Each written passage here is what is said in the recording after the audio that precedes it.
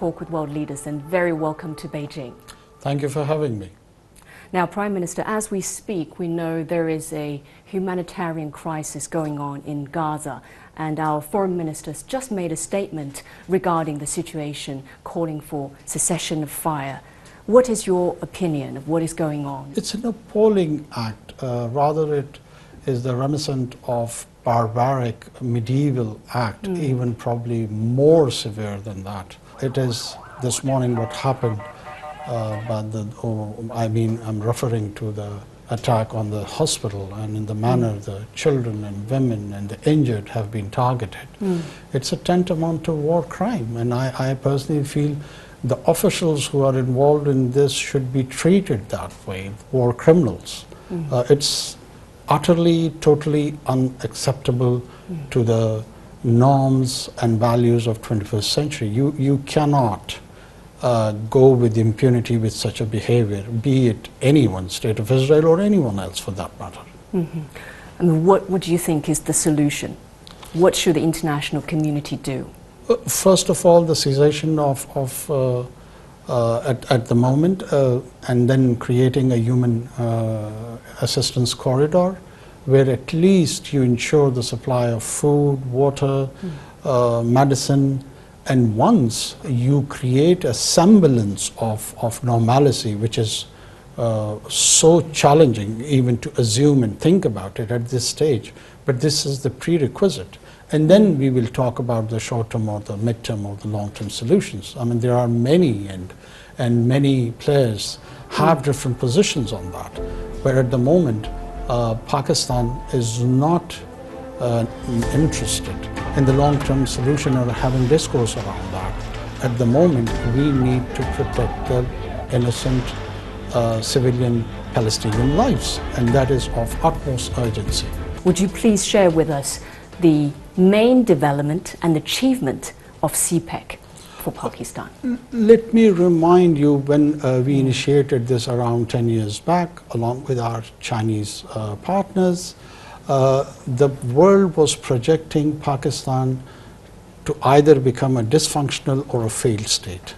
And in that milieu, in that environment, the BRI initiative comes, it intervenes and offers an opportunity to us to develop our infrastructure, to add to our energy sector, and all that was primarily an impetus to our economic growth.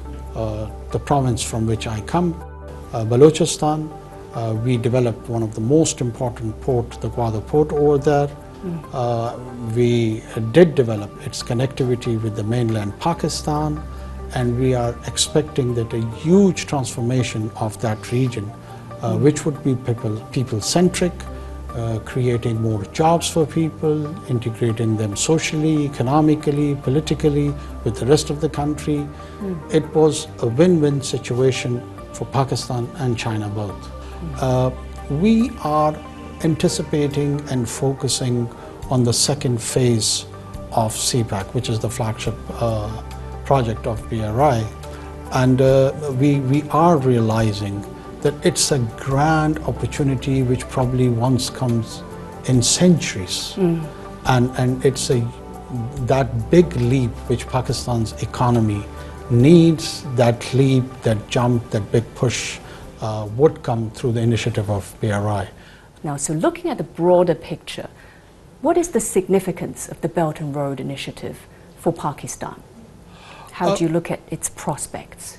But to me, it seems that this Chinese transformation of almost, which started 4 decades back, and its path and journey towards the modernization is offering a unique opportunity to the Chinese society itself and the connected region in which, of course, Pakistan has a very primacy role, and that important role is bringing us more close, and this transformation will not just limit between China and Pakistan.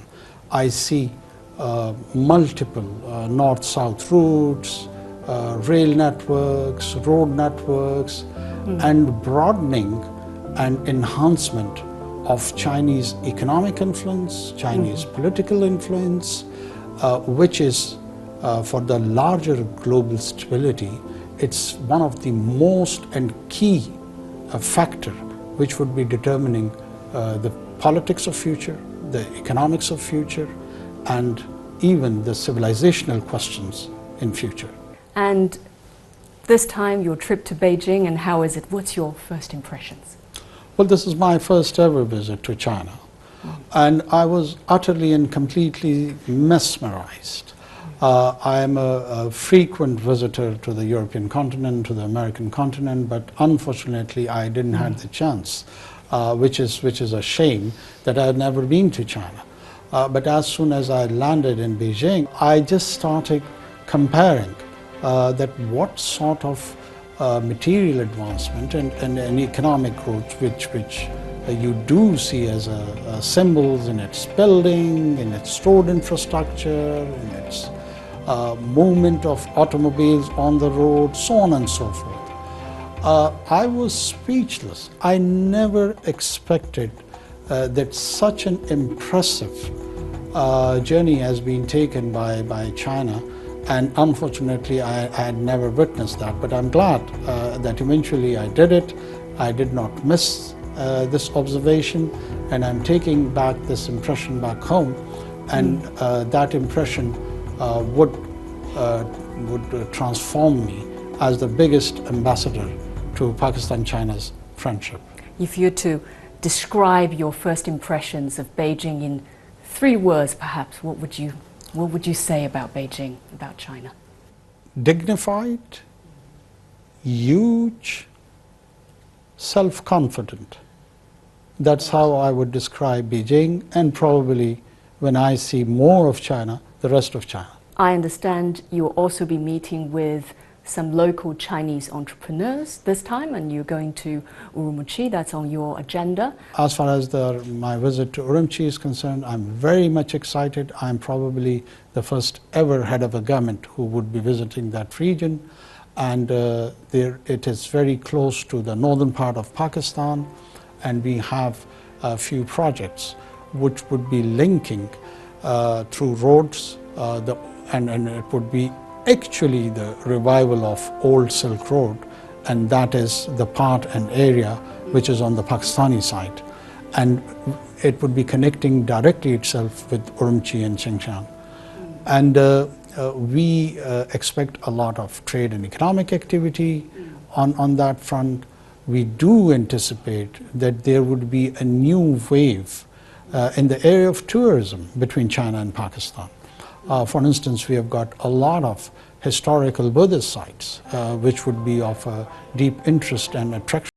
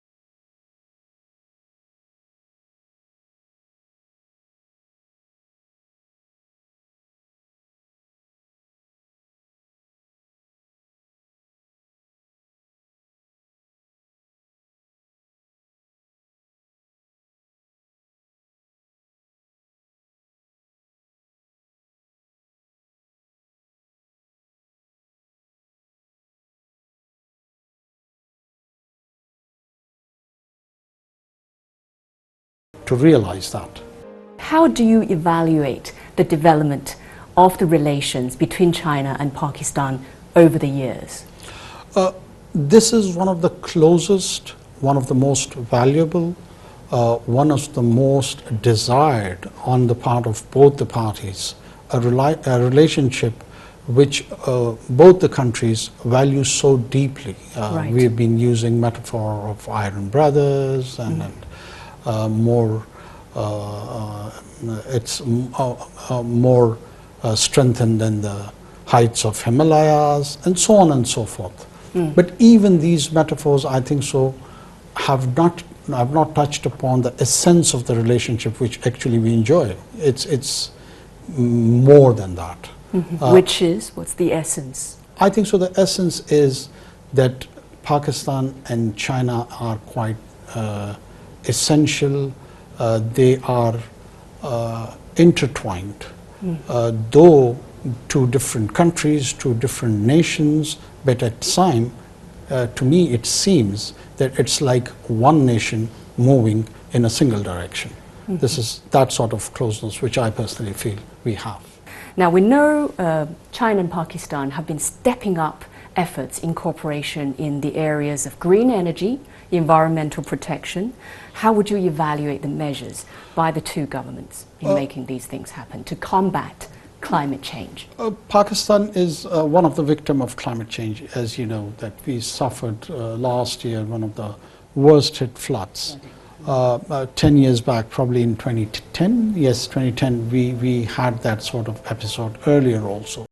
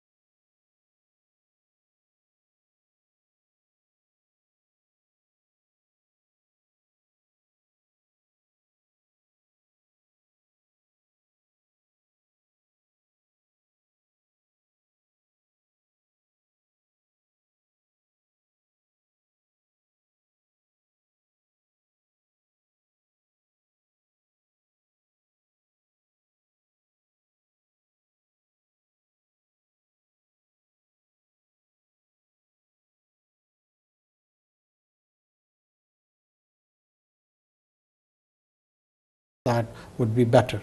So we need to have global partners on that. We know Pakistan is an important player in regional security. So how does it handle relationships with China, the US, and Russia, the major players? We do have divergent views on the security matters and challenges when it comes to the United States of America. We do feel that at times there is a deep desire on the part of Western Hemisphere, led by one or two countries or the bloc of countries, to limit the transformation and modernization and what they would term as a rise of China. And to Pakistan, this rise is natural. The outcome of this rise is inevitable. It has already risen. No power on earth can undo that rise. So the correct approach to handle that would be to coordinate with China rather than contain China. We strongly believe in that, we do advocate that, and we do express it in a very candid manner, be it in Beijing or in Washington. Yes, there are some commonalities when it comes to the security issues, counterterrorism challenges with the United States, and we've been coordinating and cooperating with the rest of the world along with China in a very responsible manner. Pakistan is the frontline state who has suffered utmost as a victim of terrorism, and we have lost almost 90,000 people in fighting that war. And that war was a global war. It was not just the war of Pakistan, which we initiated on our own, or which we are trying to conclude on our own. So there are convergence in certain areas, and there are divergent views on when it comes to the security. Pakistani Foreign Minister Bilawal Bhutto Zardari went to India. What are the considerations behind his visit? I think so. Pakistan consistently for last many years, or probably more than a decade or two, has exhibited its intent for a peaceful neighborhood. Pakistan has been sending the signals, the right kind of messages on different occasions. Just look at the recent murder of a Sikh dissident on a Canadian soil. This is unprecedented, where the state institutions have been accused of a murder, and state like India, which flirts with the Western Hemisphere to offer itself as a tool for their so-called Indo-Pacific policy, and so on and so forth. So I feel that Pakistan has a very deep and complex challenge from the Indian side, despite our continuous attempts and efforts. We are not being reciprocated in the same manner. The desire of peace on the other side seems to be an elusive idea, and we have to wait for that moment where it is realized that actually that is the answer and only answer to the peninsula and problems and challenges of this region. And therefore, what plans does your government have in order to ease border tensions and promote regional peace and security? Would you be holding high-level talks with India, for example, in the near future? Well, I do not see at the moment that we have that kind of milieu where we do initiate such talks. But if an opportunity is given, if such an opportunity arises, Pakistan will not miss that opportunity. We will seize that moment. But at the same time, we do look for peace, but peace with justice.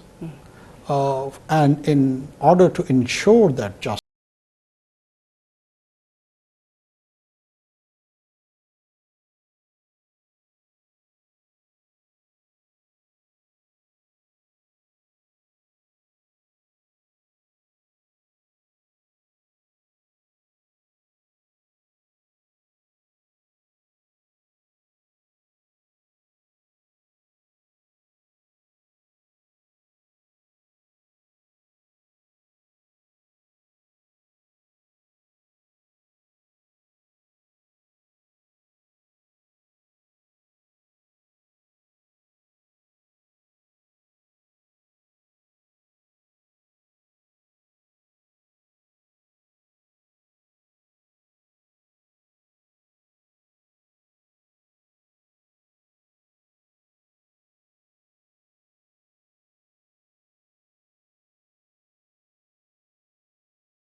The international community could and should do to help with the Kashmir issue? I think that first of all, the international community needs to stop doing cherry picking. The conflicts, the violence, that has to be taken according to the moral positions and principles rather than strategic choices. If you design your policy on strategic choices rather than principles, then those sort of cherry picking further and amplifies the sense of injustice around the world. Sure, and that seems to be a broad principle that can be applied in many situations. No cherry picking, and rely on the principles. Yes, exactly. Okay, well, thank you very much. Thank you. Prime Minister, it's great to have you on our show. Thank you for sharing all your insights. Thank you for having me. Thank you very much.